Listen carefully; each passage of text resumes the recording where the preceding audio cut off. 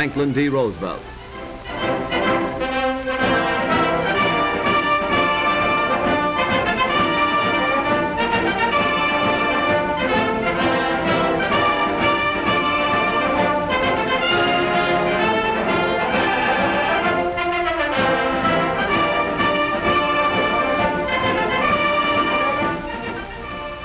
Every worker in the country, farmers, bank presidents, streetcar conductors, dentists, teachers, clerks, mechanics, even unskilled laborers, work 3 months of every year to pay for what government spends.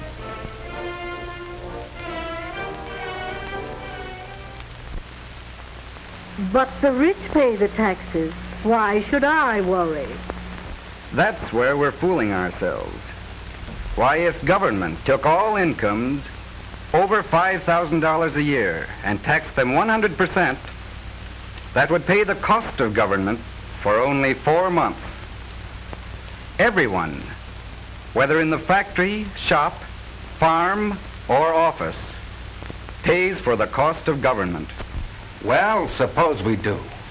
But I am willing to pay taxes to provide national defense for my country, to see that we have an army, a navy, and airplanes strong enough to protect us against any invaders. Every American agrees that our country's defenses must be so strong that no nation would dare attack us. We don't want what has happened in Europe to happen here. Let us not forget the lesson taught by Europe's agony. We all know that England and France tried the easy way. That France under Premier Léon Blum had a New Deal similar to our New Deal, and that today the French people have paid in blood and sorrow the price for that fatal experiment. Every thinking, patriotic American favors this country building up its national defenses at once. That job has been delayed far too long by the experimenters in Washington. No one today disputes the need for a powerful Army, Navy, and Air Force for our national defense. For these taxes are willingly paid. But our money has not been spent during the last 7 years for national defense. In the last 7 years, the New Deal has spent the breathtaking sum of $58 billion. Of this total, only $6 billion and $900 million were spent on national defense. So-called defense taxes now being imposed are not sufficient to meet the ordinary deficit, much less defray the cost of past, present, or future defense. What did we get for the money spent by the New Deal for defense? Ranking officers of the Army have told Congress, in effect, that our national defenses are woefully inadequate, that we lack automatic rifles for our infantry, that we need tanks and anti-aircraft guns, that few of our airplanes are modern in the light of the lessons taught during the European War. Money spent on the visionary Passamaquoddy project for the harnessing of the tides would have bought guns and tanks, which we now need so badly.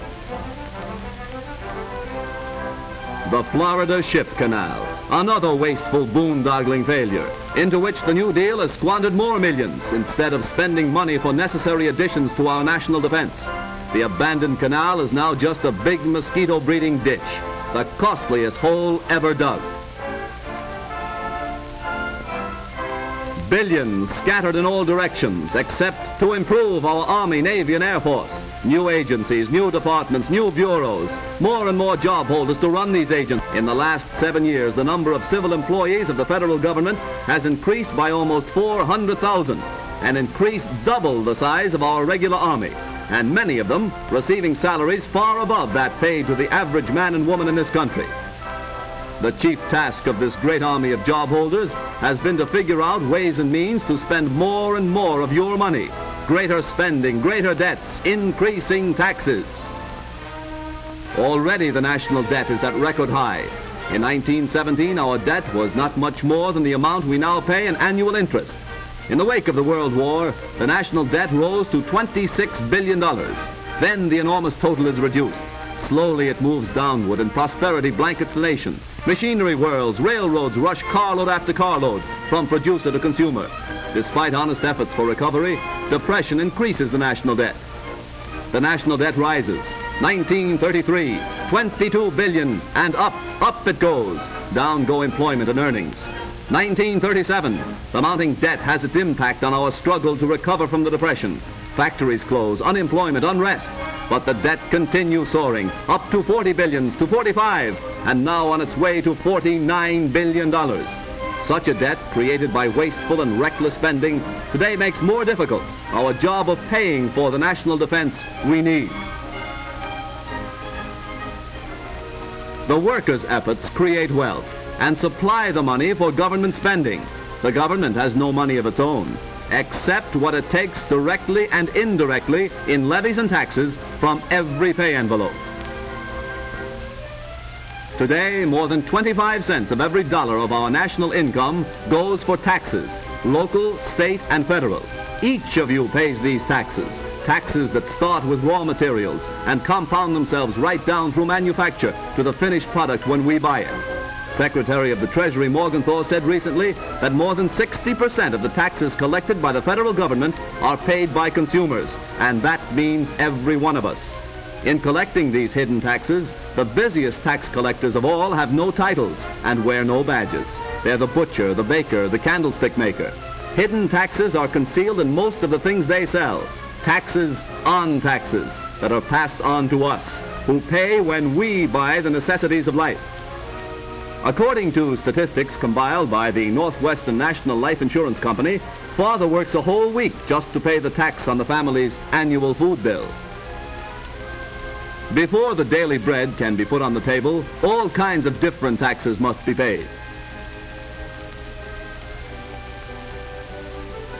Every product, every service that makes for comfort and pleasure in the daily life of the American family is taxed in many ways.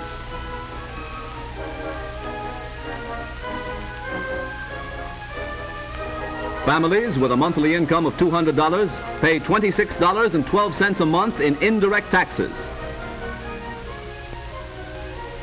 Families with monthly incomes of $150 pay $20.16 a month. Those who live on monthly incomes of $80 were paying $10.25 a month in hidden taxes before we began the long-delayed rearmament program.